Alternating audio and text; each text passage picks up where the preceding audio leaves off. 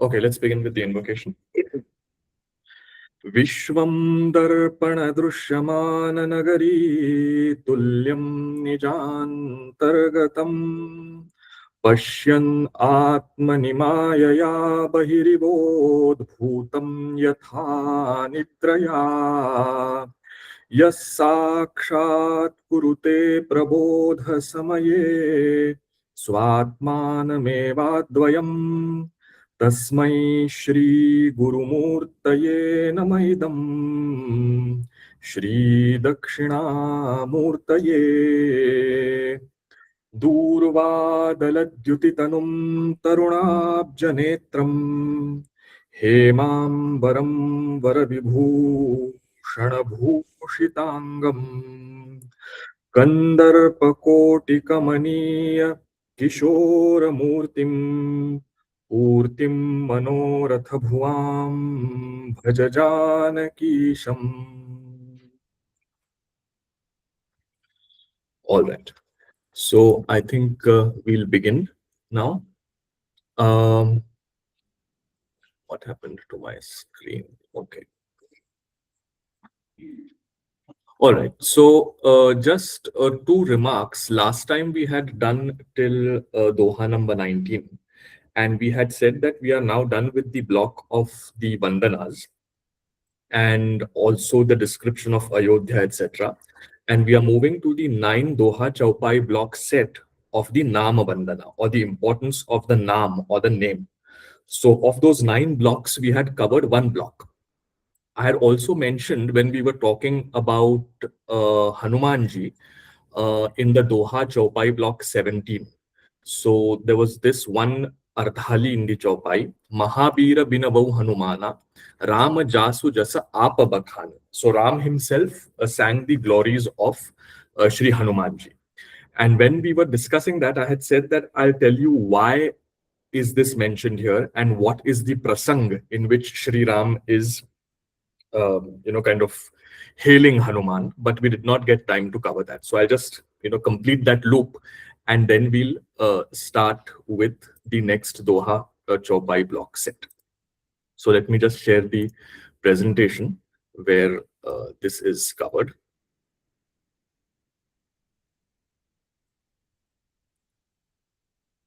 What happened? Okay.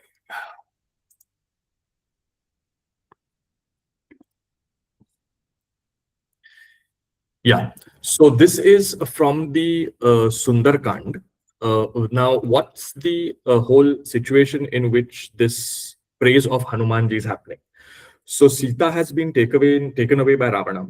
Ram and Lakshman have no clue as to whether she's alive or not. They move through the forest in extreme pain and worry.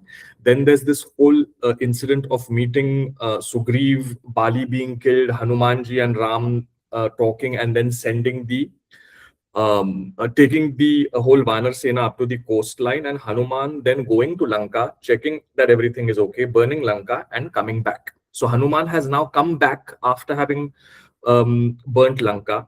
He knows that Sita is well and safe, if not that good mentally, in the Ashokvan, and he's reporting to Ram everything that has happened. So this is the linchpin or the turning point of the whole story. No, not the link pin. So the whole story swivels at this point. So there is extreme tragedy.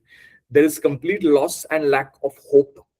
Ram is in dire straits, so to say. He does not know even whether Sita is alive or not, because he's this human form of the avatar.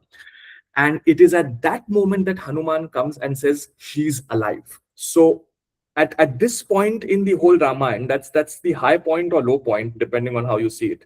The whole story swivels because we now know, or rather Ram knows, that Sita is hale and hearty in physical form and can be now, he can go to Lanka and rescue her. So that's the point in which Shri Ram is at his lowest ebb and Hanuman is uplifting his emotions. That's the prasang where this happens. It's in the Sundarkand. So in the Sundarkand, it is said that Sundare Sundari Katha, Sundare Sundari Sita, Sundare Sundaro Ramo, Sundare Kinna Sundara. So what is not beautiful in the Sundarkand? Sita is beautiful, the Katha is beautiful, Ram is beautiful, and hence the Sundarkand is called the Sundarkand, because that's where the whole mood of the story from a tragedy to something of hope changes. So anyhow, so Hanumanji is telling Shri Ram, Ketika Bada Prabhu Jatu Dhanaki. What is the measure of these minions of Rakshasas? You are Shri Ram. Ripuhi Jiti A Nibi Janaki. Go and get back Sita. Why are you so forlorn? Sunukapi Tohi Samana Upakari Nahi Ko Suranar Muni Tanudhari. And then Shri Ram replies to him, Sunukapi, O Hanuman, listen. No one is someone who is so dear to me and who has done so much favor on me. Nahi ko Suranar Muni Tanudhari. There is no God, there is no human being, there is no Muni in physical form who has done so much favors on me as you have done to me right now. Prati upakara karau ka tora. How do I return this favor? Sanmukha hoina sakata manamora. I don't think I'm capable of facing you. This is not Hanuman saying to Ram. It is Ram saying to Hanuman that I don't think I'm capable or good enough of confronting or seeing you, because I would like to stay in your debt. Sunu sutta tohi urina main nahi. O son, O friend, O brother, listen. I don't want to come out of this favor. I want to stay in your eternal favor. Dekhyau kari bichara mana mahi. This is what I have thought in my mind.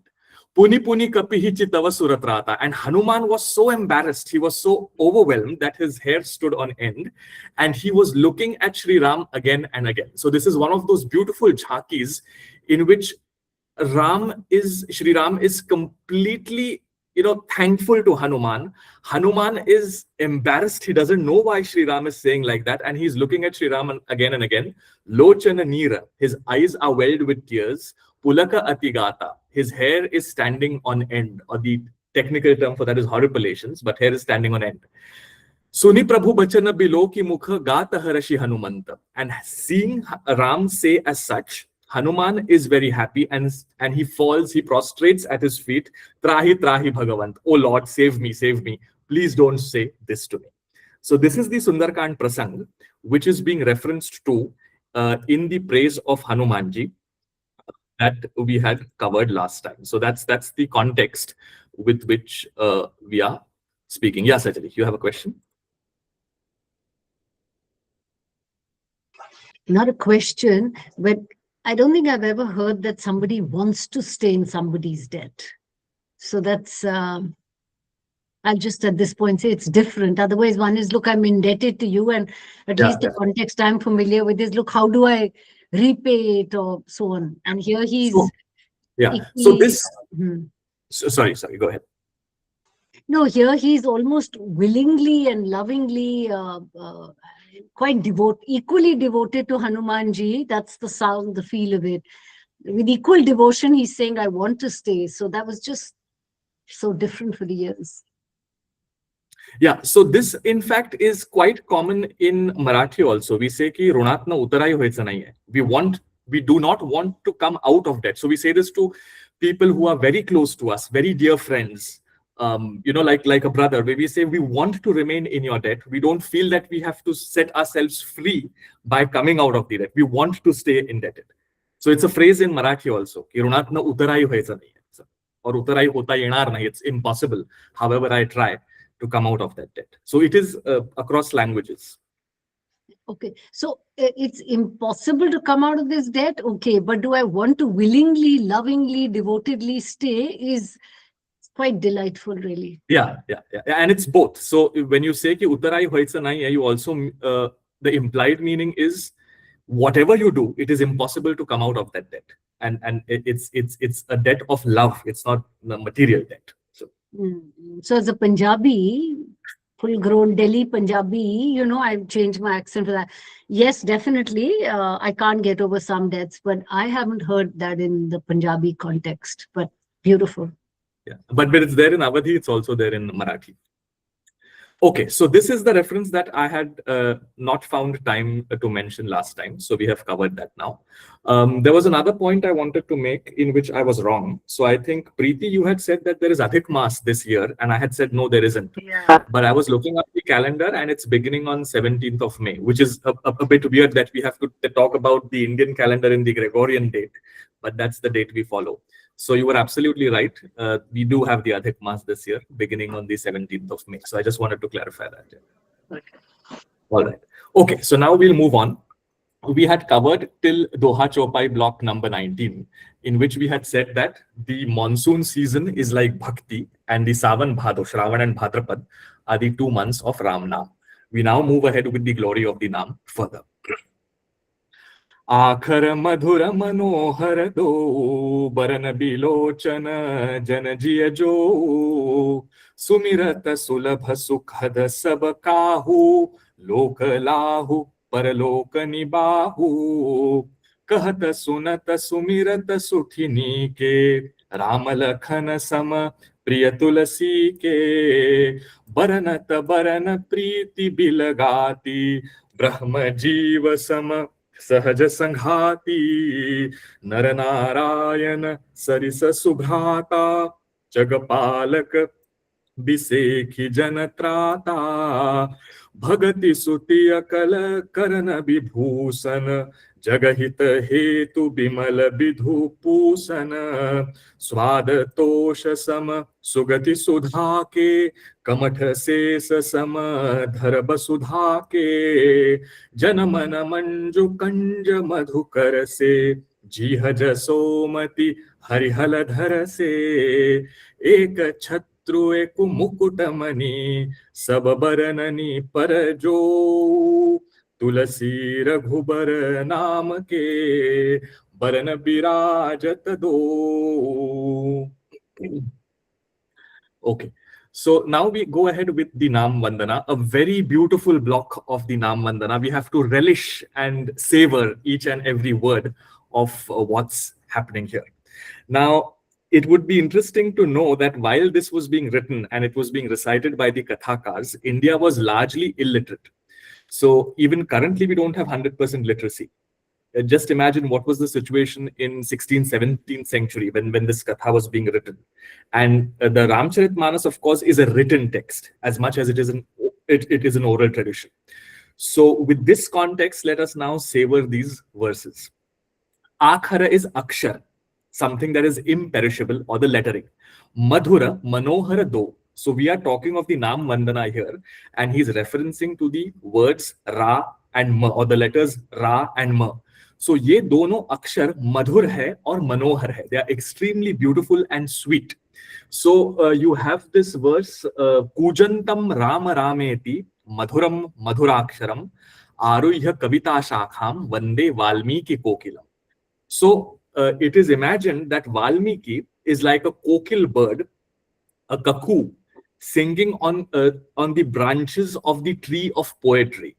And the verses that he sings are Ram, Ram, Ram, or Mara, Mara, Mara, because, Valmiki has recited it ulta. So that's Madhuram, Madhuraksharam. So even the Ramraksha Stotra has this reference to the words Ram, the word Ram being excessively beautiful. So Akhara Madhura, the two letters R and Ma, are very beautiful and sweet. Barana Bilochana Jana Jiya Jo. They are the eyes of the Varna Samamna. So we have got the Varnamala. I think we have to probably let's do something else. What is this? I'm now going to change the screen and share my notebook. Where's my notebook? Yeah. Okay. So in the Varnamala, you've got, for example, what happened? Yeah. So I'm now going to start writing, and let's just see what Goswamiji is saying over here. He's saying that these R and Ma are like the eyes of the Varnamala. Now, what is the Varnamala? We have Ka, Cha, T, T, and P. Right? That's the Varnamala. K, K, G, G, Ng, Ch, Ch, J, J, Ny, T, Th, D, Dh, N, T, Th, D, Dh, N, P, Ph, B, Ph, M. We all know this, right? Dot, dot, dot. So this is the Varnamala. Now we know that when we write, when these ends come, they are all replaced with M, and M itself is replaced with a dot. We know that, right? So far, so good. We all now let's take this slightly forward. We also know that the rakar. So we have Ra and M. This rakar can also come like this, right? Dharma, right? Karma, Apavarga. So you have this, and this as a rakar. This ma can come as Ramam, Ramesham, Bhaje. So the makar is this and this. So what we have seen over here is, first of all, from ka till ma, the endings all get subsumed in ma, and ma itself is written as a dot. Okay? We have seen that rakar is written like this when it sits on top of something, and the dot is makar. So this is the Varnamala. Now just reverse this. You have the rakar like this and the makar like this. You have the rakar like this and the makar like this. The ra and the ma are the eyes of the Varnamala, is what Goswamiji is saying. And he's telling this to people who are illiterate. So just imagine. So when we think of illiteracy, it is not 100%. It is not like everyone knows nothing or everyone knows everything. It's a scale. People have this impression of what a Varnamala is. It's not like they don't understand anything. They're not able to fully read it, but they understand parts of it. And he's saying he converts the rakar to this, the makar to this, and says they are like the eyes of the Varnamala. It is because of Ram that the Varnamala is able to see the world, which also means that our own vision of the world has to be infused with Ram. So, as I said, we have to savor this verse block. It's one of the most beautiful blocks of the Manas. I mean, with the Manas, it's very difficult to say what is beautiful and what is not. But this is one of the most beautiful. Yes, Sajali, you had a question. Sorry, not a question. I just wanted to press the wrong icon. Perfect. Okay. So what he's now saying is that Barana Bilochana, these two, Rakar and Makar, are like the eyes of the Varnamala. Jana Jiya Jo, they reside in the hearts of the people. So whoever has Ram residing in their hearts is given the eyes to see the world differently. So Barana Bilochana Jana Jiya Jo, Akhara Madhura Manoharato. So these are extremely sweet. These are beautiful. And the Rakar and the Makar are the eyes of the whole lettering or the Varana Samamnaya. What does Jana Jiya Jo mean? It means that if you do not have this Ram in your heart, you see the world as a material transaction. But the moment you infuse that Ram Nam in your hearts, and through these eyes, new eyes of the Varnamala that have been bestowed on you, not your physical eyes, you start seeing the world. What happens? Siya Ramamaya Saba Jagajani. Karahu Pranama Jodi Jugapani. We went through that chopai earlier. Then you start seeing the whole world as Ramamaya, and you bow down to everyone because you and the other are ticking, vibrating, pulsating with the same reality, with the same divinity. So Rakar and Makar give us a new set of eyes to look at the world. Barana Bilochana Jana Jiyajo. Sumirata Sulabha Sukhada Sabakahu. Remembering them, Sumirata, Sulabha is very easy. Rakar and Makar is not difficult to say. And the moment you start savoring Rakar and Makar, everything starts appearing beautiful. All your dualities, all your enmities, all your angers, all your frustrations, they dissolve, they wash away with these new set of eyes that you have got of looking at the world. Sumirata sulabha sukhada sabakahu, loka lahu paraloka nibahu. इस लोक में उनसे लाभ होगा. Lahu is labha. So in this existence, so if you are worried कि मैं राम राम राम राम करते बैठूं, तो दुनियादारी का क्या होगा? Don't worry. With that little infusion of नाम in your daily life, दुनियादारी सब ठीक हो जाएगी. लोक का लाभ भी होगा और परलोक में निभा होगा. So if you moksha is not your goal and your goal is material wealth in this world and pleasure in the other, both are taken care of. Because why? Because we had seen the verse from the Mahabharata that if you follow your behavior under the railings of dharma, Kama and Artha will take care of themselves. But if you go out of it, then Kama and Artha will come back to destroy you. So the railings of Ra and Ma, if your life moves in these two railings, then Artha and Kam are also taken care of. So the pleasures of this world and of the other are also taken care of. Now here he says Labh, but for Parlok he says Nibah. Why? See, this life is limited, a maximum of 100, 120 years. But Parlok, you don't know. Kshine punya martya loke vishanti. Depending on your punya pap bank balance, you're going to stay there for a nanosecond or for thousands of years in our current estimations of time. So for you to sustain that little or extended time, उसमें भी निबाह हो जाएगा. लेकिन यहाँ पे तो छोटी सी जिंदगी है. आयु अब हमारी 100-120 साल है at best. उसमें भी आपका लाभ हो जाएगा. So for this life there's लाभ, but for परलोक there's निबाह. कहता सुनता सुमिरता सुठी नीके. So to listen to Ram is beautiful. To say it is beautiful. To remind yourself about it is beautiful. The form itself is extremely beautiful and sweet. Rama Lakhana Samapriya Tulasi ke. The Rakar and Makar are dear to Tulsi, like Ram and Lakshman are dear to each other, or like Ram and Lakshman themselves are dear to Tulsi. Similarly, the Rakar and Makar are dear to Tulsidas. So he's saying that for me, the Rakar and the Makar are like the love that Ram and Lakshman have for each other, or the two of them have for me. Baranata barana preeti bilagati brahma jiva sama sahaja sanghati. So this is again a very interesting verse. He's saying Baranata barana preeti bilagati.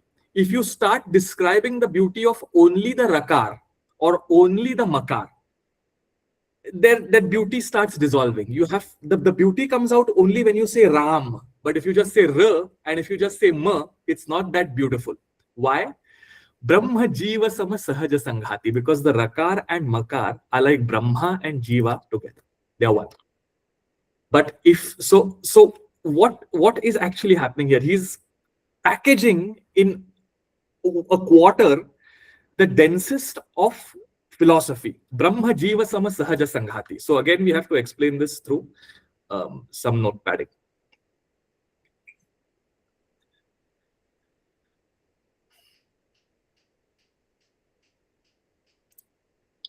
Okay.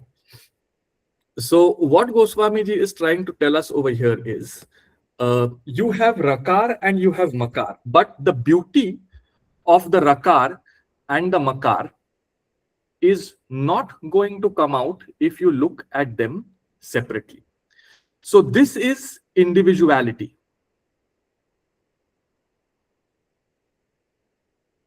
And this is the collective.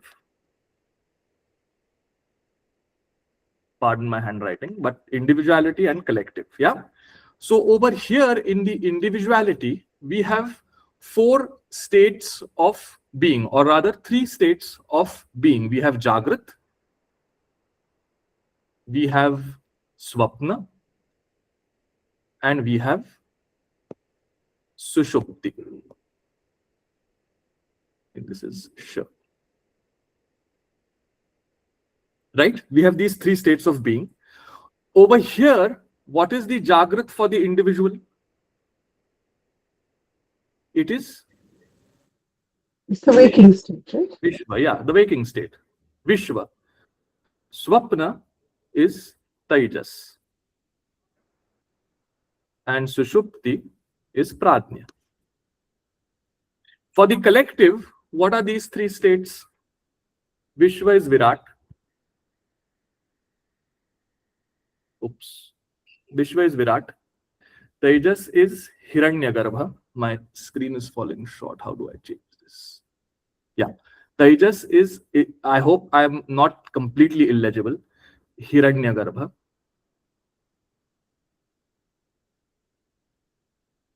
And what is Pradnya? Pradnya is Ishvara. Right?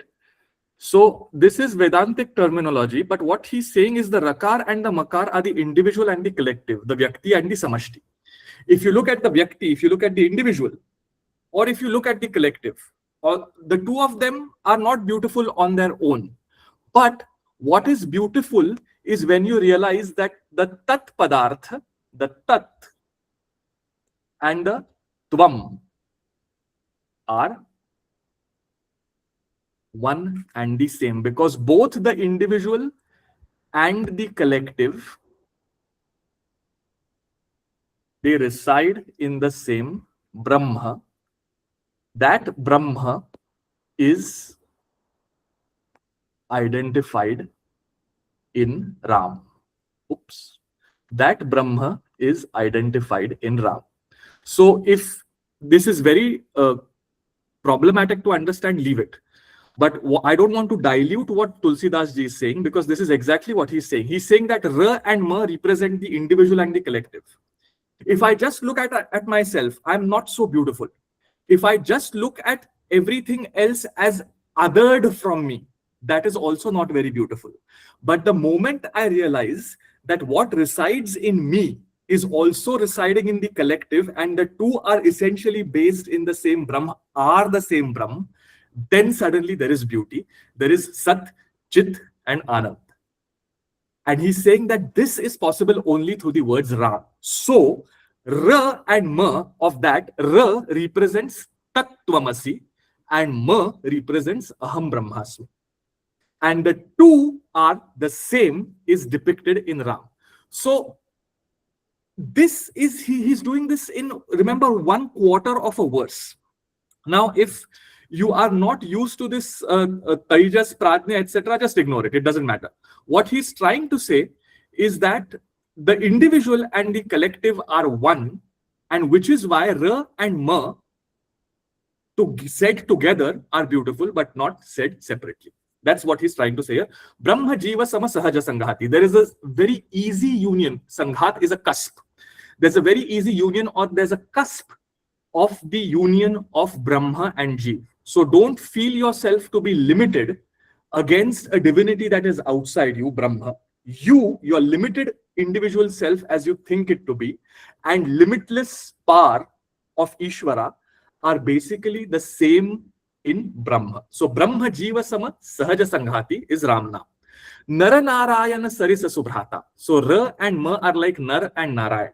So again, Brahma and Jiva. Jagapalaka Biseshi Janatrata. And the moment you have this realization of Tattvamasi, Aham Brahmasmi, that you and Ishvara are residing in the same platform of Brahman, then all your fears vanish. Suddenly everything starts appearing divine and beautiful. So Naranarayana Sarisa Subhrata, Jagapalaka. The words Ram are the parents of the earth, Bisesi Janatrata, and they are especially dear to those who prostrate before these words. Bhagati Sutiya Kala Karana Vibhushana. Wow. So Karana is the ear. Vibhushan is an ornament. So he says Sutiya is a beautiful lady. So he says for the beautiful lady of Bhakti, the Ram Nam are like ornaments for the ear. How?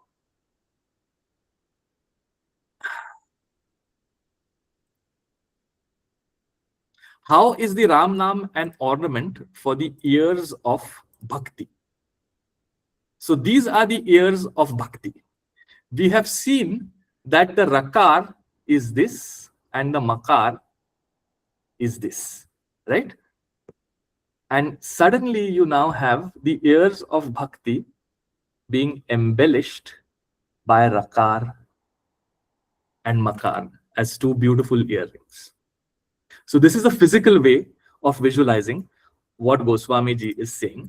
What is the other meaning? It means that bhakti is nourished through the devotion of reciting the name of Ram. Because the katha is more accessible to us only when it comes to us through the ear. Let's say, for example, I am listening to a katha. Then I listen to the katha and then read the text of it. What hits me directly is what I listen to, not what I read. Right? So the love for the name of Ram is easily opened up through the katha, in the katha, through the story itself, and within that, through Ra and Ma, or Ram, Ram, Ram.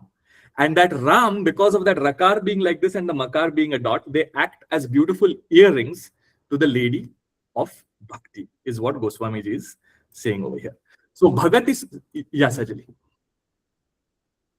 Sorry. So in a sense, then Santosh, like when we are studying the Upanishad, Nima teaches us about Upasana being a deliberate superimposition. Correct. So this is sounding, I mean, this is seeming similar. It is exactly that. है ना? It is exactly हाँ. that. It is exactly that. Very beautiful. Yeah. और आपने तो वो आधे sentence में पूरा मांडुक्या जो हम कब से कर रहे हैं Brahmajiva समराइज्ड था. Yeah, but I mean, we could do that because most of you all have that Upanishadic background, right? Yeah. So, but if we don't have that, then it's very difficult to understand what's going on over here. Yeah. So, Bhagati Sutiya Kala Karana Vibhushan. These are like earrings to the lady of Bhakti. Jaga Hita Hetu Bimala Vidhu Poshana. And for the benefit of the world, this Ram is like Vidhu, the moon, and Pushan, which is the sun. So at the conclusion of our last satsang, we had said that we had talked about the nadis, right? The Ida, the Ingla, the Pingla, and the moon nadi and the sun nadi. So that's all, a very sublime and esoteric zone. So without getting too much into that, what Goswami ji is saying is that the words Ram on the one hand give you warmth and sustenance, but on the other hand, they also have a cooling and soothing effect on you. So it's not extremely cold, it's not excessively hot. It has the necessary warmth and the necessary cool to sustain you both in the material and the spiritual world. So Bhagati Sutiya Kala Karana Vibhushana Jagahita Hetu Bimala Bidhu Pushana. Pushan is the sun, Bidhu is the moon. Now, you see, there are many different kinds of bhavs that come in. There's no end. So when you listen to great kathakars, they talk of so many things around this. So for example, we talked of, you were talking of this creative or deliberate superimposition. So there was one great, Rasik Bhakta who said that you take any bend in the body, you bend your finger, you will see a rakar. So if you bend your finger, you will see a rakar. You take your elbow joint, this joint, it is a rakar. You bend in your waist, it is a rakar. You bend in your knee, it is a rakar. You cut your skin, there are droplets of makar. Aapke rag mein, aapki haddi mein Ram hai, is how he used to say it. That every joint of the body is a rakar, and every droplet of blood that comes out, the boond, is a makar. And you are infused with Ram Nam in your body, is how he used to interpret this rakar and makar. But on the creative superimposition, taking this analogy further, every blade of grass on the ground is a rakar. Every bird that flies in the sky is a rakar. Every mountain is a rakar. Every hut is a collection of rakars and makars. It can go on and on. And then you start seeing the whole world as Siya Ramamaya Sabha Jagajani. So the idea is that you first start shrinking everything onto this creative superimposition or deliberate reduction onto Ram. And then you say everything is divine, because then the question comes, why do I need to be nice to people? Why do I need to be kind to people? And the philosophical solution to that in our tradition is because you and the other are essentially one. You're only being kind to yourself. आप अपने खुद पे कृपा कर रहे हो, दूसरे पे कृपा करके. That is why you have to be nice to people. So the resolution of that comes through this oneness as to what is the moral obligation of kindness, compassion, nicety. So the whole world is infused with Ram. Your very body is infused with Ram. So the Pinda, your body, and the Brahmanda both carry The Ram Naam is how, great Rasik Kathakars talk of the glory of the name. Okay, so going back to our verse block now. ब्रह्म जीव सम सहज संघाति नर नारायण सरिस सुभ्राता जगपालक विशेष जनत्राता भगति सुतिय कल करण विभूषण जगहित हेतु विमल विधुपूषण स्वाद तोष सम सुगति सुधा के.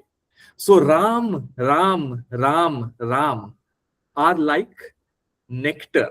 They are like Sudha of Sugati, of moksha. So if you want moksha, what is the taste of moksha?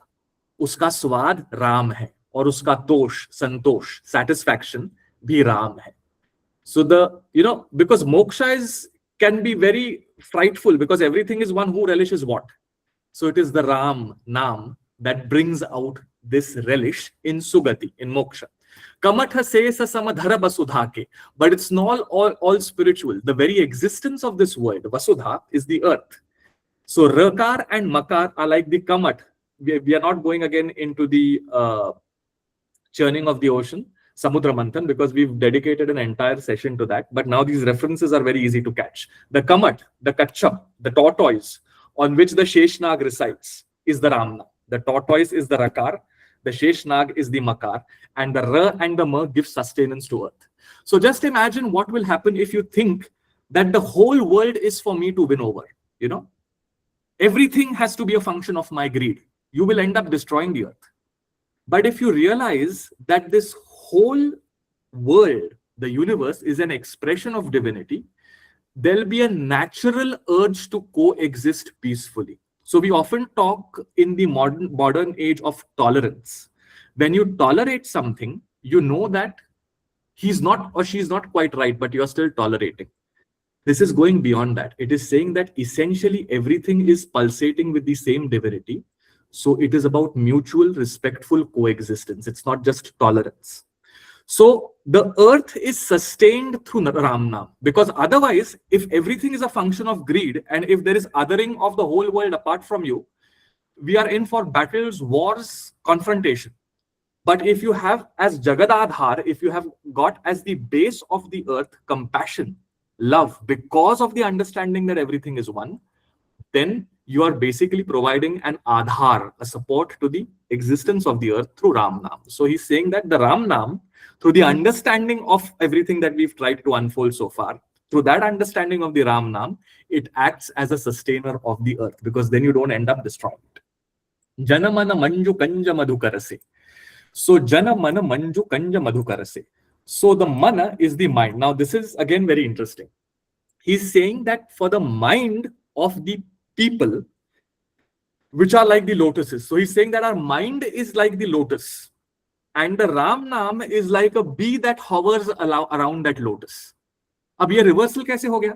Because normally our mind is the bee that hovers around the lotus feet of Ram, right? That's the analogy that is most common. But here he's saying that Ram Naam, Ram, Ram, Ram, Ram, Ram, that continuous buzz is like the bees.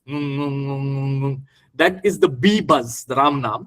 And it is hovering around the lotus feet of the bhaktas, which is to say that divinity itself can be caught and made amenable and given access to your heart through the name. Even divinity cannot run away from Ram. So if you call Ram, he has to come, which is why Krishna can be tied with the rope of love by Yashoda. Divinity is made amenable. You can tie it up through love or through the name. So Yashoda does that through the Damodar Leela. She ties Krishna with a rope, and we do that through Ram Naam. So the Ram Naam acts as a bee to the mind of the bhaktas. The Ram Naam, the divinity is attracted towards the bhakta through the Naam. So here the analogy is reversed, that our minds become the lotus, and this buzz of Ram, Ram, Ram, Ram, Ram, Ram becomes the humming bee that hovers around the lotus minds of the bhaktas. So Janamana manju kanja madhukarase, jiha jasomati hari haladharase. Now what's happening over here? Jiha is Jeeb, tongue. Jasomati is Yashoda. Hari is Krishna. And Haladhar is the one who holds the plow, which is Balram, the elder brother of Krishna. So tongue, Yashoda, Krishna, like Balram. what is he trying to say? This is the literal translation of this quarter. Yatra pravishta sakalopi jantu ananda satchit ghanatam upaiti. This is the description of Vrindavan. So it is said that in Vrindavan, yatra pravishta sakalopi jantu, you could be the smallest of the amoeba to the largest of the elephants. The moment you enter the territory of Vrindavan, ananda satchit ghanatam upaiti, you become condensed, you become a dense package of satchit anand. This is the description of Vrindavan. What is this Vrindavan that is being talked about? It is our body. Our body is a receptacle of divinity, which is Vrindavan. Our face is like the Angan of Nand Baba. The face is the front terrace of Nand Baba. Our tongue is Mother Yashoda. And on that tongue are playing these two kids, R being Krishna and M being Balram. Ram, Ram, Ram, Ram. So our entire body is Vrindavan. Yashoda is the tongue. And on her tongue play the two kids, Krishna and Balram, as Ram, Ram, Ram, Ram, Ram. Yatra pravishta sakalopi jantu ananda satchit ghanatam upaiti. So it is said that in Vrindavan, so if you go into the Bhagavat Puran, I think in the opening verse of the Gopi Geet, Jayati te dhikam janmana vraja shreyata indira shashvadatrahi daita drushatam dikshutavaka tvaidhruta savas tvam vijinvate. So we have given our breath to you, O Krishna. It is in this Vrindavan that Lakshmi herself resides and brings glory to her by residing in Vrindavan. Where are you? We are searching for you. We have given our breath to you. And this breath is Ram, Ram, Ram. Krishna and Ram are one. So going back, Jiha Jasomati Hari Haladharase. So just see the dense weaving that he's doing over here. He's bringing in Yashoda and her foster child Krishna and Balram and saying that Ram Nam, we are talking of the Nam, the Rakar and Makar are like Krishna and Balram for the tongue Yashoda in the Angan of our face in the body that is Vrindavan. So he converts our body to Vrindavan to be a receptacle of this divine love. Now, if that is the case, who wants to go to heaven? Because this very body on this very earth you are having Vrindavan. Why do you want to go to heaven and other netherly worlds? This is divine life. Your body is Vrindavan, Rakar and Makar are Krishna and Balram. Your tongue is Yashoda. Just relish the kids playing in your Vaikhari. Ram, Ram, Ram.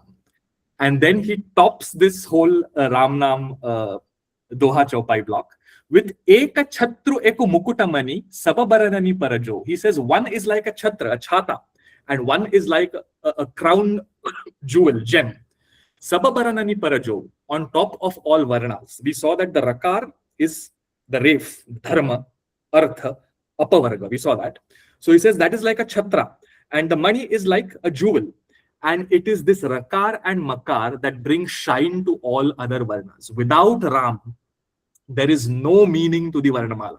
So in Marathi, there is a saying, Techat kai Ram rahila. When your mind is not into something, when you know that there is no love, compassion, respect, things are just transactional. You say, Techat kai Ram. That's a saying in Marathi. Usme kuch Ram raha nahi hai. So this is exactly what Goswamiji is saying over here. That it is the Rakar and the Makar that bring shine to the Varnamala. Okay. So going back to our notepad, I think here also I need to draw something to make the beauty of this verse come out in its full glory. So what is the Rakar and the Makar?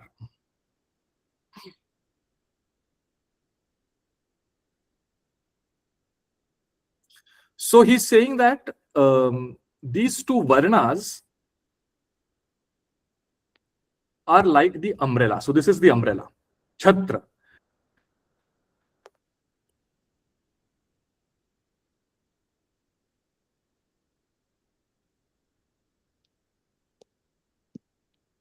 So Apavarga is also moksha. So this is like the umbrella. अब इसमें धर्म हो गया, अर्थ हो गया, मोक्ष भी हो गया. काम में तो है नहीं. Because काम keeps you away from Ram. So you say, Kama Krodha Ami Vahili Vitthali. I offer my anger and my lust and desires as an offering to the Lord. You take care of it. So and give me Ram naam in return. So ये कितने फायदे का सौदा है? आपका क्रोध और काम भगवान पे चढ़ाओ और राम नाम भगवान से ले लो. So if you want to be transactional with divinity, this is the only transaction you can do. You give your lust, desires, angers to him as an offering and take back Ram naam from him. So this is a bhajan of Tukaram. Kama krodha ami vahili vitthali. I have made an offering of my anger and lust to Vitthala, says Tukaram. So Kam doesn't have that rakar. And of course, the makar is like Ramam, Ramesham. So that's where, so this is the umbrella.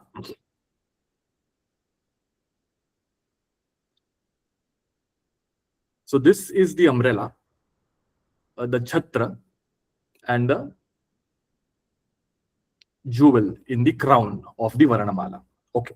अब कृष्ण भगवान आ गए, वो बोलते कि बहुत ही राम नाम की स्तुति चल रही, हम क्या कम है? So what is the first letter? The first letter in the Varanamala is K, right? Why is K the first letter and why not T, T, P?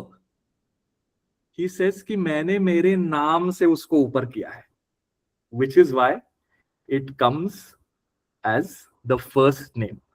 The reason why K comes as the first name is because Krishna has lifted that K up. So, of course, I mean, ये सब भाव की बातें हैं. This R is not, it's this, it's Rakar. Yeah. So it's a vowel. It's not the R. So this, the Krishna ka, it's so, for example, to make it more clear, we have Hriday and we have Hrid. Hrid is a lake, Hriday is the heart. So this R is actually this, it's not this. But bhav ki baat hai ye. So Krishna comes and says, ye Ram naam ka bahut chal raha hai idhar. But remember that the K is the first letter because I uplift it. So if you throw it's called the Tumbini Jalanyaya. If you throw a pumpkin se banaya hua tumbini, a veena in water, it starts floating. It comes up, right? So Krishna is saying that because I give it that adhar, I uplift K from everyone else, and hence K becomes number one, numero uno. And Ram Nam says, fine, that's fine, but the Rakar and the Makar act as the Chhatra and the Mani. And Shivji comes now and says, ye to bahut chal raha hai, Ram, Ram, Ram, Ram, Krishna, Krishna, Krishna, Krishna, what about me? He says that all this happens under my cover, under my housing. I provide you the comfort and the shelter to do all this. So once you have that bhav, everything is infused with bhakti, everything is infused with love for the divine. And Krishna, Ram, Shiv all start melting into that one pulsating divinity. Okay. So as I said, ये सब भाव की बातें हैं. Great Rasiks talk of this hours on end, but just a short insight into how this Ram Naam is covered. So, eka chhatru eka mukutamani saba baranani parajo tulasi raghubara namake barana birajatadu. So this is how he describes the beauty of the words Rakar and Makar. Any questions so far?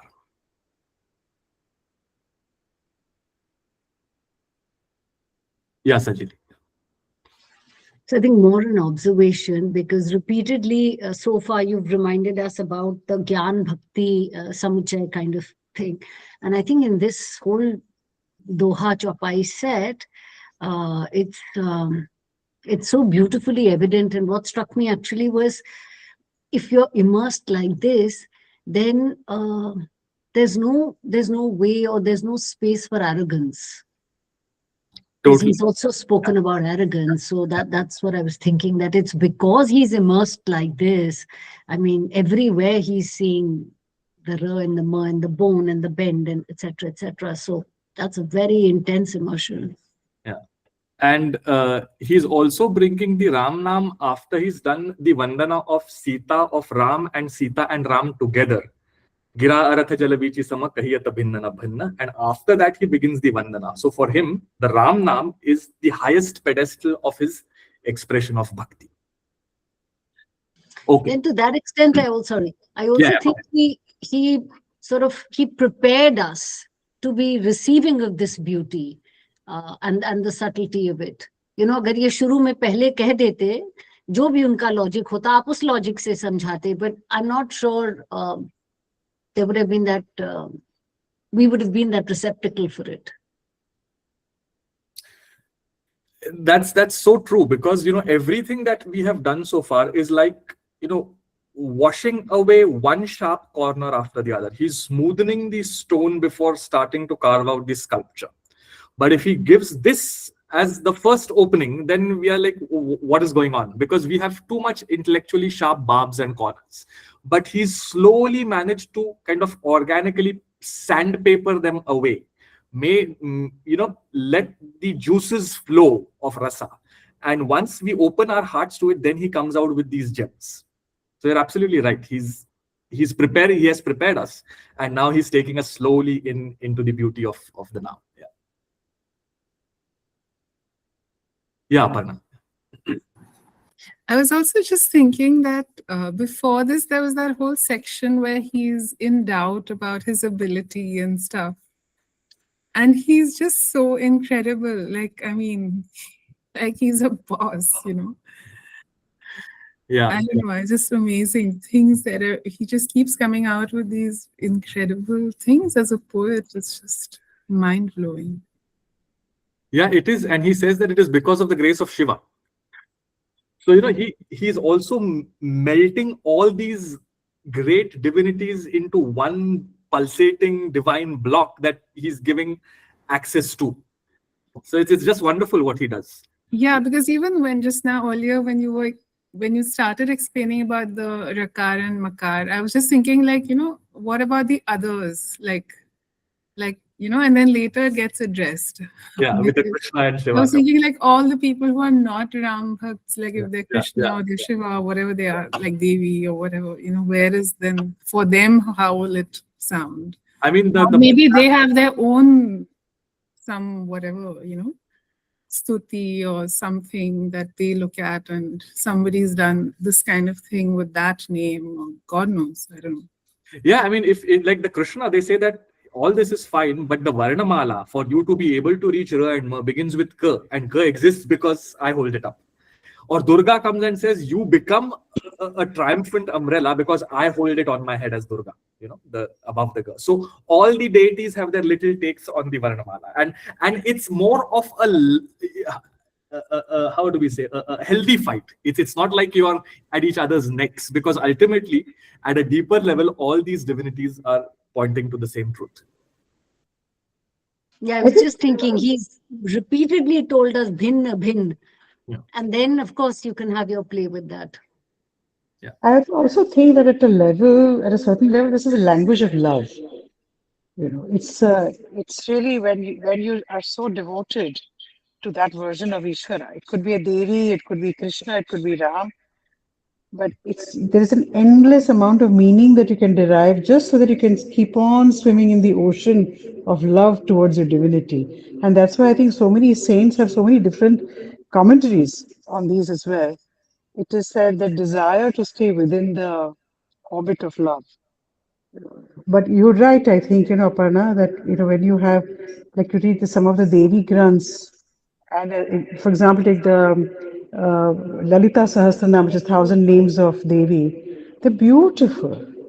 And they are so full of similar sort of meanings as well, So I think that it's essentially choose whichever divinity you want, it'll always pull you back into the one thing, which is that Sarvam Brahmamayam. We are all Brahma. Yeah, and he's very, very strongly, implicitly, but strongly keeping us out of any exclusivist claims. The doors are wide open. He is seeing the whole world as Ram, but it is not stopping anyone from seeing the whole world as Durga or Shiva or Krishna. In fact, he's saying that I am able to see this by the grace of Shiva. So, all right. So if there are no further remarks, we'll move on to the next Doha Chopai block, which is 21. So this is the third set in the Doha Chopai block of the Naam name. I think Namita is not in today, but she'll probably listen to the recording, because she's continuously asked about why the Naam is more important than Ram. And we move into that explanation now in the next 3-4 Doha Chopai blocks. समुझत सरिस नाम अरुनामी प्रीति परस्पर प्रभु अनुगामी नाम रूप दुई स उपाधि अकथ अनादि सुसामुझि साधी को बड़ छोट कहत पराधु सुनि गुण भेदु समुझि हहि साधु देखिए ही रूप नाम आधीना रूप ज्ञान नहीं नाम विहीना रूप विशेष नाम बिनु जाने करतल गतन पर ही पहचाने सुमिरिय नाम रूप बिनु देखे आवत हृदय स्नेह बिसेखे नाम रूप गति अकथ कहानी समुझत सुखदन परति बखानी अगुण सगुण बिच नाम सुसाखी उभय प्रबोधक चतुर दुभाखी राम नाम मणि दीप धरु जीह दे हरि द्वार तुलसी भीतर बाहिर हूँ जो चाहसी उजियार. So samujhata sarisa naam arunami. Now he gets into the territory of Ram. Ram is a naam, but what about the roop?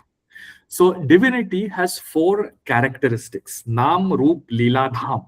So you have the Naam, Ram, you've got the Roop, the beautiful form of Shri Ram, Leela, all his stories, the Ramayana, and Dham, Ayodhya, Chitrakoot, Rameshwaram, the entire mapping. What is India? As we had said in one of our earlier sessions, it is the footprint of her pilgrims. So all the places of India are infused with the travelings of Sri Ram did from, Ayodhya, Prayagraj, Chitrakoot, Nasik, Dandakaranya, Pampa Sarovar, Rameshwar, Lanka, and then back. So the entire north-south axis of India is the Dham. The main Dham, of course, is Ayodhya. Leela is Ramayana. Roop is the form in various forms. These are the jhankis. So we have this one jhanki that we saw today of Hanuman in tears and hair standing on end, and Ram wanting to be in a state of permanent debt towards him, which is to say that divinity is in eternal debt of the bhakta. He never is able to come out of the love trappings of the bhakta. That jhanki provides you that. Then you have the jhanki in which, Ram is sitting with his Vanar Sena, and there's Ravan with his entire army. They're ready to confront each other. You've got the jhanki in Chitrakoot of Ram and Sita lovingly falling to sleep into each other's laps. You've got the jhanki in Ayodhya when he's falling at the feet of Dashratha. So all these roops of Ram are there. And then you have the Naam, Ram, Ram, Ram. So Naam, Roop, Leela, Dham are the four doorways to access divinity.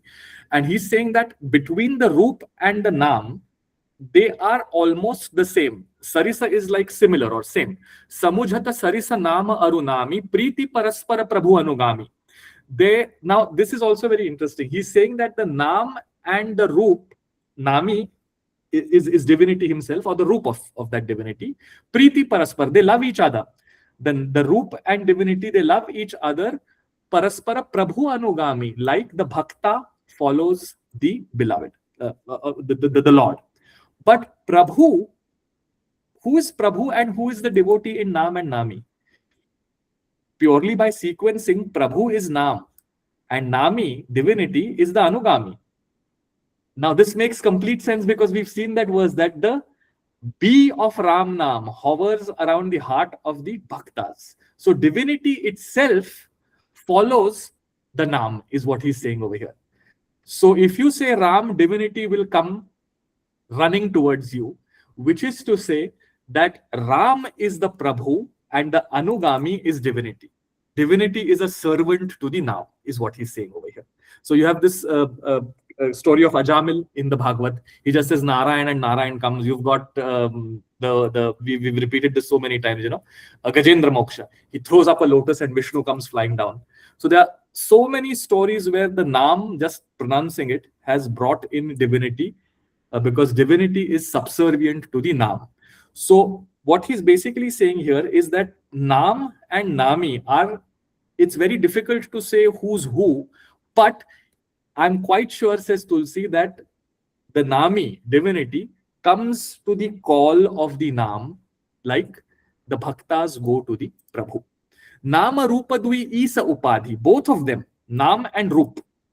So now here is talking of the physical form, the the avatar of Ram, or the beautiful murtis and vigrahas of Ram. So Naam and Rup, both of them are Isa Upadhi. They point to divinity. The Rup, the murti, the icon, the avatar, and Naam, both of them point to divinity. Akatha Anadi Susamujhi Sadhi.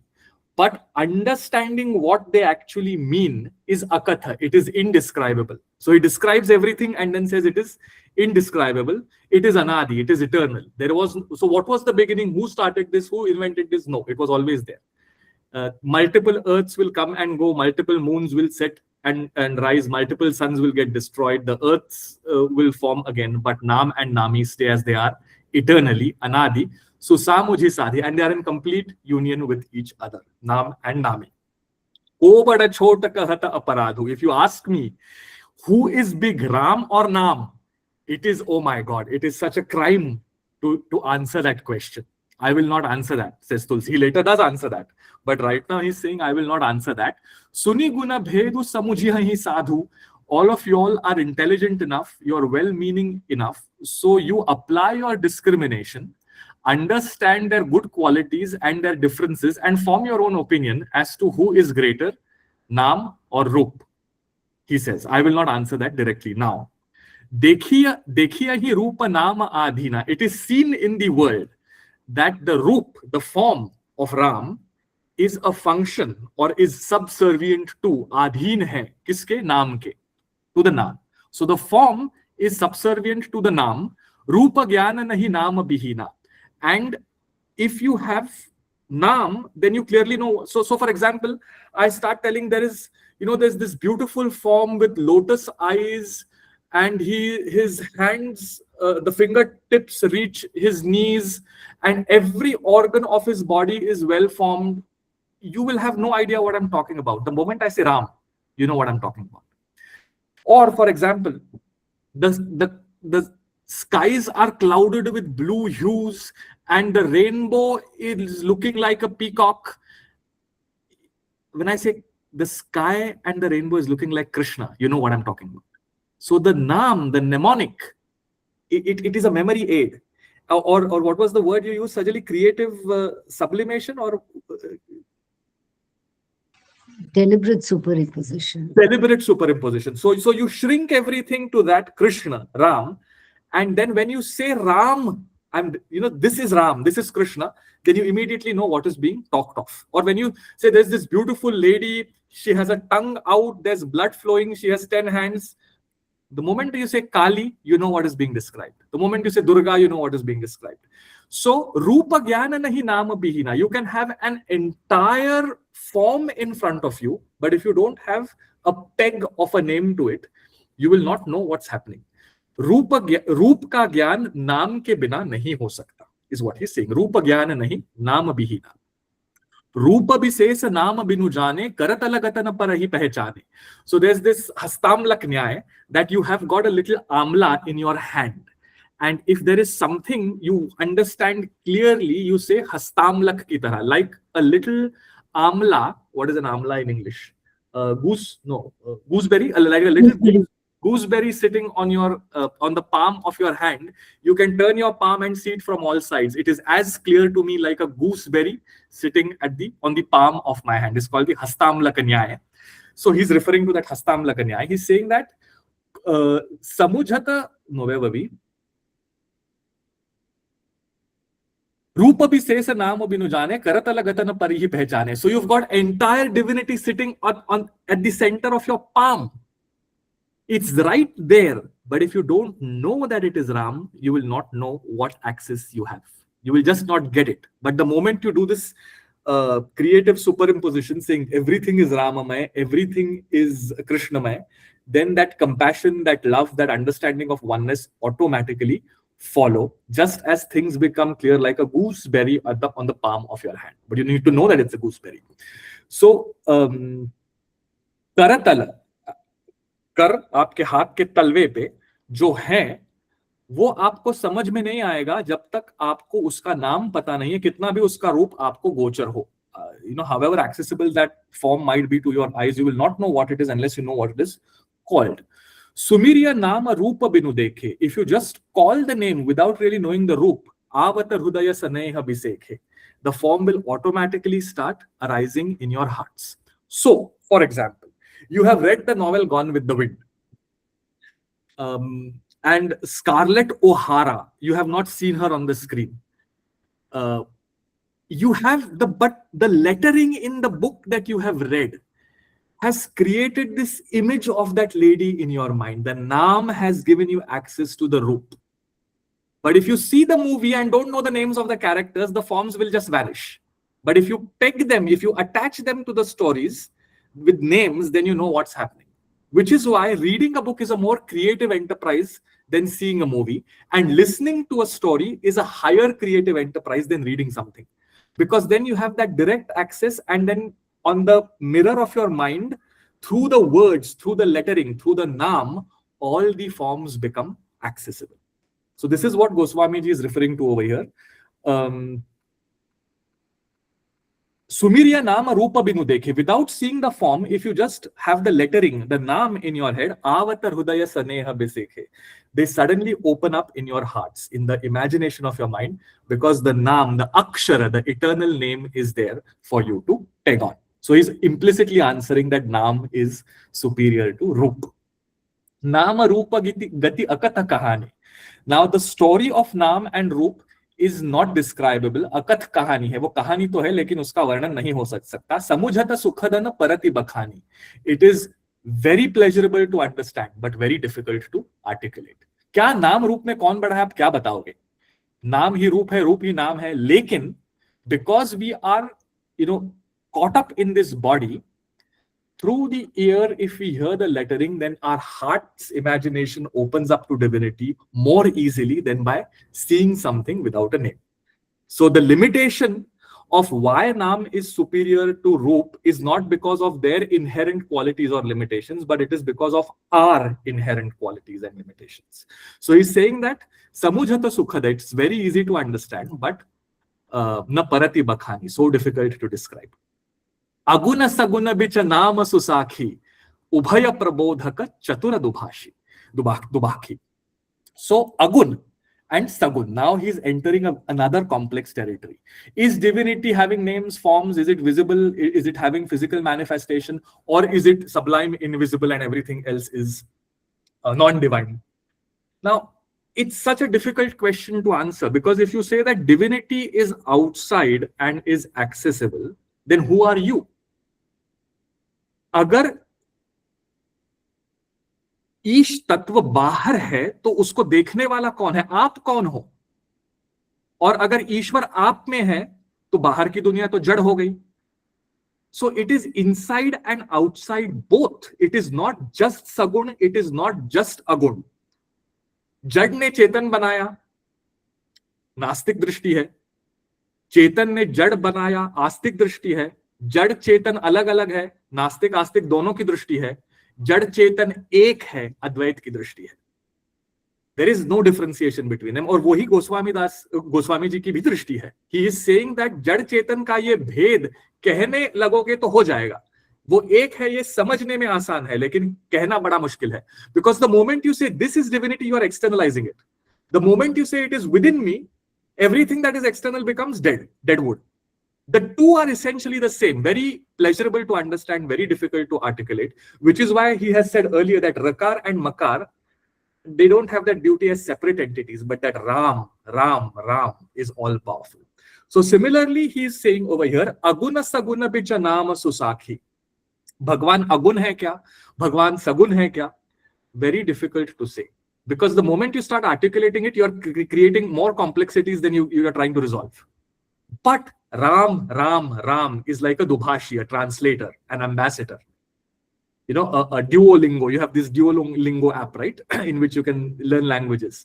So this Ram is like this Duolingo app. He translates for the Sagun world what Nirgun is. He translates for the Nirgun world what Sagun is. Because essentially, Sagun and Nirgun, ye division hi nahi hai. See, the whole process ki ye जेवर नहीं है सोना है, ये वीची नहीं है पानी है. This process of negation has to be done to tell you that these differences are only relative. But once you get there, you have to infuse back divinity into everything. तभी जड़ चेतन का भेद निकल जाएगा. Because the moment you say, I am the experiencer of a dead world, or the world is divine and I am a function of it, either way, this is not the vision of Goswamiji. He's saying that what you see and what you are, both are one. And the Naam, Ram, acts as that translator between these two worlds, the within and the without. The translator for that is Ram Naam, Chatura Dubhashi. And then he tops that up with a beautiful Doha, Ram Naam Mani Deepadharu, Jiha Dehari Dwar.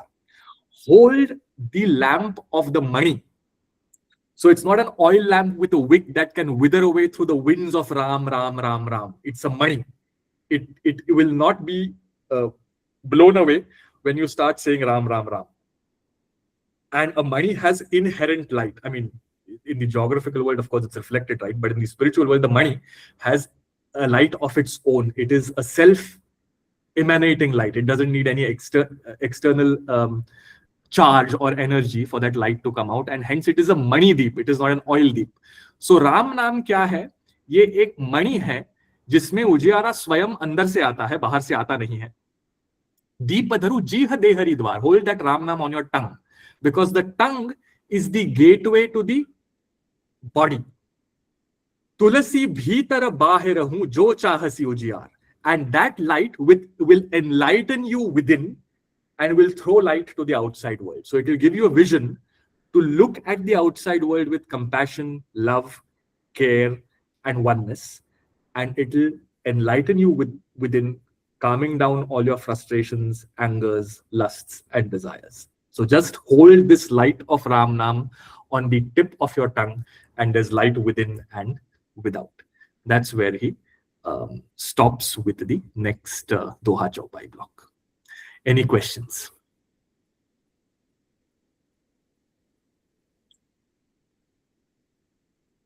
Yeah, Sajali. So right in the first Chaupai, when you spoke about आप नाम लेंगे तो divinity आएगी, I mean, it has to, and we've seen that. I got reminded of this bhajan, Achyutam Keshavam. And then they say, कौन कहता है भगवान आते नहीं, आप मीरा की तरह. So, you know, just it made me reflect on आप कैसे राम नाम ले रहे हो, किस context में. Right. So when I used to go to the Vedantic satsang, the great acharyas and the gurus, they always used to, they were teaching Vedanta, but they used to begin with Ram Naam. And then they used to sing. So, they went, Govinda Jaya Jaya Gopal Jaya Jaya Radha Ramana Hari Govinda Jaya Jaya Shri Krishna Govinda Hare Murare He Nath Narayana Vasudeva. That's how they began. It is only Naam. It is nothing. It is not describing anything. It's different kind. Govinda Jaya Jaya Gopala Jaya Jaya. So Govinda, Gopal, all these names they used to take for at least 10-15 minutes in the beginning. It was just chanting of the name, and it just used to electrify the whole atmosphere. And then they used to start into the exegesis of the Vedanta. But anyhow, that I've experienced that in Varanasi, Ayodhya, Vrindavan, of course. So yeah. Any other questions or remarks? Who's Yogayana Goa? Sorry, The thing is that we are at a retreat in Kerala, Ayurvedic retreat. Okay. So my friend and my sister have joined from another laptop called Yoga. You want to introduce yourself? So my sister is a radiologist, but also a spiritual student, sound healer, and so on. That's Geeta. And that's Nishita. She is actually a pranayam and yoga teacher also. So everybody here is a spiritual student or something or the other. So nice to have you. Welcome to the group here. All right. So Santosh, I remember this, my guru would sing this, let me see if I can remember. Saguna Nirgun Eka Govindure. Yeah. And I think that also comes from one of Tulsidas's. Am I right to Tulsidas or is it somebody else? Saguna Nirguna Eka Govindura is not Tulsidas, no. I'm sorry, As not per- Tulsidas, but was it Tukaramji? It could be Tukaram, yeah. It could be Tukaram. Okay. Any questions so far? I think it's 15 minutes. We still have some time for the next Doha Chopai block. So then we'll move on. Okay. Yeah, thanks for joining in. Yeah. It's great to have you all. So please share this with whoever is interested. Whenever anyone can drop in, drop out as they want. It's an open call, as I've always said. So great to have you all. All right. So we now begin with the next Doha Chopai block.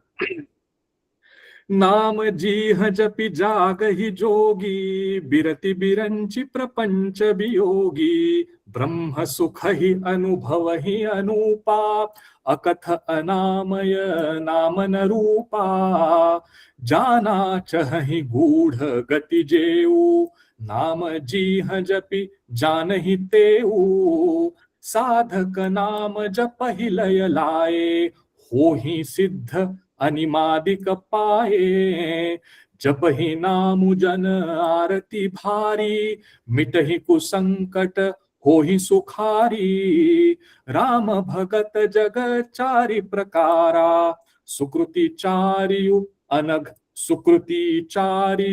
अनघ उदारा चहु चतुर कहूँ नाम धारा ज्ञानी प्रभु ही बिसेखि पियारा चहु जुग चहु श्रुति नाम प्रभाऊ कलि बिसेखि नहीं आनऊ पाऊ सकल कामना हीन जे राम भगति रसलीन नाम सुप्रेम पीयूष हृद तिन्हु किए मनमीन. All right. So Nama Jiha Japi Jagahi Jogi. He's now describing over here. So this again is a direct reference to the Bhagavad Gita. We will come to the reference to the Bhagavad Gita and how this really maps to the Bhagavad Gita as we move ahead with the verses. So he's saying Nama Jiha Japi Jagahi Jogi Birati Biranchi Prapancha Biyogi Brahma Sukhahi Anubhavahi Anupa Akatha Anamaya Namanarupa. So he's talking of the great yogis. So the great yogis are in their meditative process continuously chanting this name internally. So this Ram, Ram, Ram, Ram, the buzz of the bee has been internalized and the whole body is vibrating with the name of Ram for the great yogis and the meditators of our times and former times. So Nama Jiha Japi Jagahi Jogi, Birati Biranchi Prapancha Biyogi. So Biranchi is the creator. So this whole world, we say, is created by Viranchi, by Brahmadev. इस ब्रह्मदेव की बनाई हुई दुनिया से उनको बिरति हो गई है, वैराग्य आ गया है. So they are now completely detached from the creation of Viranchi, Prapancha Biyogi. उनसे उनको वियोग हो गया है. They have been disconnected because of their detachment from the creation of the world. So it is said that in Vrindavan, the gopis are always in love with Krishna. Krishna has stolen my butter. He's asking for dhan. He's stealing our things. He's playing with us.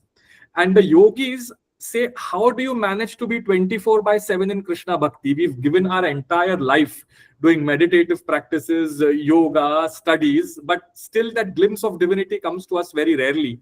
And you, O gopis, you are illiterate, you don't have any knowledge, but 24/7 you are in the bhakti of Krishna. How does that happen? And they say it is with love. It is only with love for the divine that divinity becomes accessible to us. So these yogis, they are completely detached from the world and they are trying to have access to divinity because they understand, as great scholars, as great wise men, as great seers, what it means. So these are the jnanis, the wise and the knowledgeable. Brahma sukhahi anubhavahi anupa, and they relish the Brahma sukh, that insight, that flash of insight into the divine. Akatha anamaya namana rupa, which does not have a name and form. So that divine does not have a name and form. They have got access to it through this Duolingo translator of Nam that translates the Sagun for the Nirgun and the Nirgun for the Sagun. So this over here, he's talking of the Jnani Bhakta. Jana chahi gudha gati jeu. There are some others who are curious, who are betting both ways, who are spreading their eggs in all. What if there is a God? If it isn't, I'm fun. There's all fun and frolic. But what if he is there? What if she is there? What if it is there? So I'm just curious to know. So these are Jnani, Artharthi, Arti, and Jidnyasu. So these are the Jidnyasus. They are just curious to know if divinity is there. Of course, they also have a fire of knowledge, but they are not like the wise men who've seen it. So Jana chahi gudha gati jeu, nama jiha japi janahi tehu. So those who are curious to know, is there something like that or there isn't, they would also find answers to their questions through the Naam, Ram, Ram, Ram. Sadhaka nama japahi layalaye. Those sadhakas who are wanting to gain something, money, wealth, fame, powers, the Artharthi, transactional devotees, they will also get all their siddhis, Anima, Garima, Laghima, Mahima, all those 8 siddhis they will get.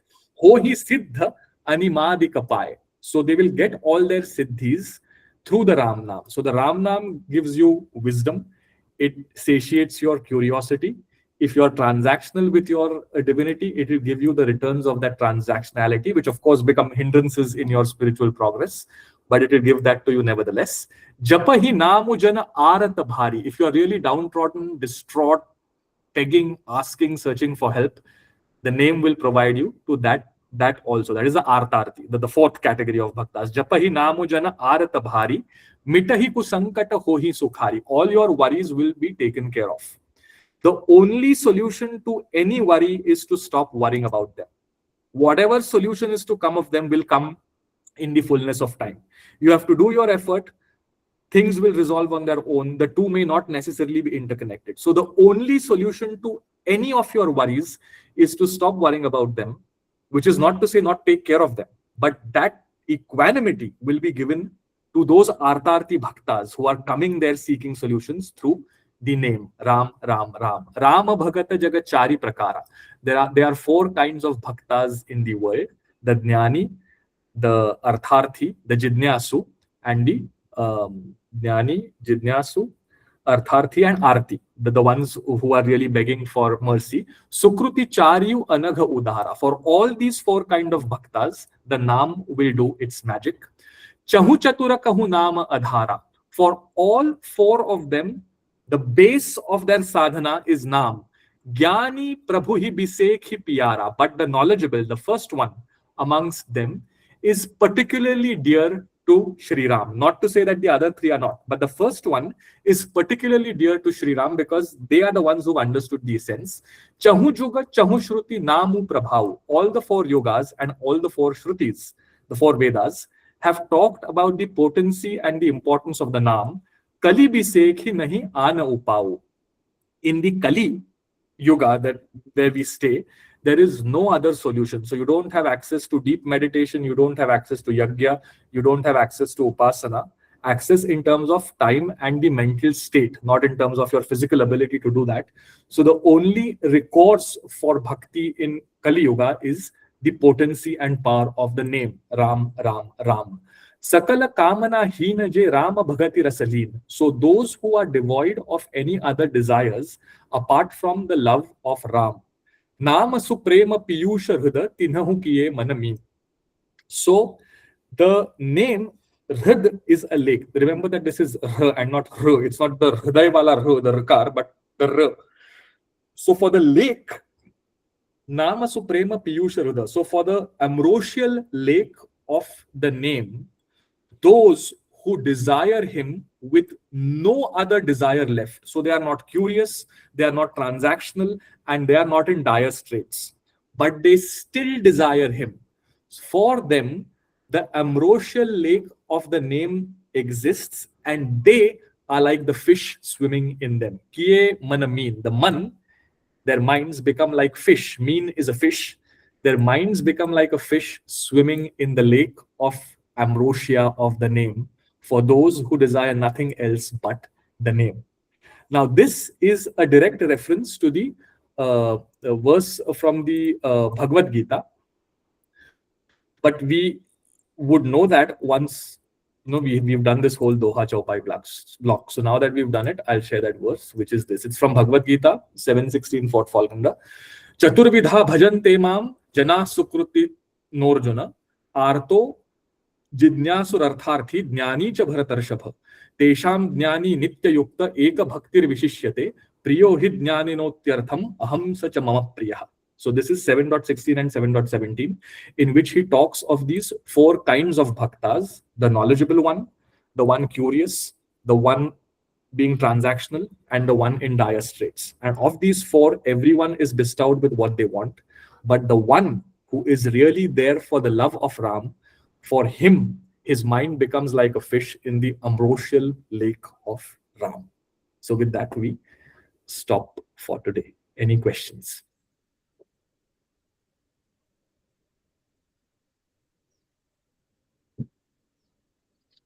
I think, sorry if I can just come in as an observation, all these four bhakti bhavs, sometimes we are the Gyani Bhakta, sometimes we are the Artharthi, sometimes we are the Arthi, but I have realized that I'm just going to be everything. It doesn't matter. As long as I'm close to the name of God, the thought of God, and the knowledge of God, it's what else to do, right? Because if your refuge is God, then you treat God as your mother, your father, your rescuer, and also the one who's going to deliver you from the duality of the world. Yeah, and I don't think any of one of us can be in one of these states exclusively, right? We have at times flashes of insight, which may be a second in 10 years, where we get that insight, and then we are back to being troubled, wanting something, being transactional.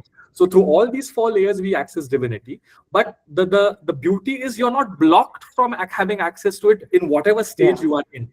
You could be in dire straits, you could be, transactional, you could be curious, or you could just have that flash of insight. In every stage, there is Ram. Because if you have that flash of insight, arrogance can set in. So you're, made humble through the name. If you're transactional, you stay put through the name. If you're down, your worries are put aside through the name.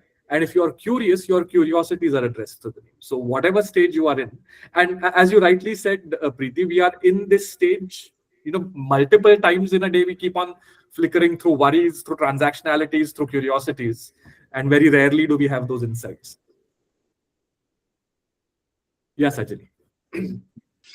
So just building on what Preeti said, and then you added, and my own sense is that the wise also went through a similar journey. They didn't just drop into wisdom. It's a whole process, like Nima says. You're in the process of it, and that's what the process looks like. I mean, especially when you read Tukaram Maharaj, you see the dark night of the soul, the whole struggle, the fight that he had to put up with himself to have those flashes of insight is so evident in his writings. And it is also evident in the Vinay Patrika. It's not so evident in Rāmacaritamānasa. But in the Vinay Patrika, you continuously see exactly what you were saying, Sajari, that struggle, that fight, that continuous process of trying to be there, falling down, trying to be there, not seeing things, the dark night of the soul, as they call it. The backstory of Tulsidas Ji is what one has heard. We don't have any real proof of it. But it's quite interesting that he was really quite a Kami Purush and so on, and how he went looking for his wife through a stormy night, crossing the river, taking help of a corpse, because he was so blinded by his lust, crossing over and meeting his wife for a union. And she says that if you only had this level of devotion to the God, you would have this much passion, but you would have achieved it. So you can actually see how he has transitioned, if indeed it is true. But you can see that kind of transition in his life as well. And his wife chastised him, actually, saying, is this how you look at me? Is that the only thing that you're pursuing in life? And then he transformed. Yeah, that's the hagiographical biography of him. Yeah. So I watched a film on him. I shared it with Santosh, because I was just very curious and I didn't want a Wikipedia version. Now, and that's exactly how it is shown. I don't know when the film was made, but that's exactly how it is shown. And it's so in fact, because I just watched it yesterday or day before, all through when Santosh, when you were taking us through the Doha Chopai blocks, I was just visualizing that man and his transition, and it's nice. It was nicely done for me as a base, yeah. And there's a nice book which is fictional but is based on a lot of research called Manas Ka Hans, I think by Dr. Nagar. It was written in the 70s. It's a fictional biographical account of well, it can't be fictional, and it's a fictional account of Tulsidas. So, it's called Manas Ka Hans. It's a booklet. It's not very big, maybe less than 200 pages, but it's quite nicely written. All right, let's yeah, sorry. Yeah.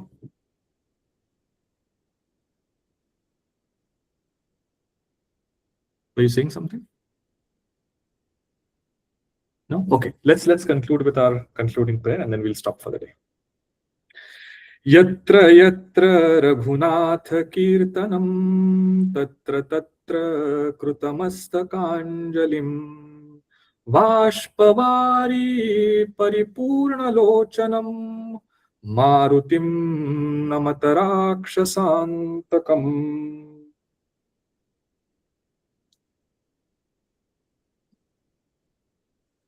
Thank you.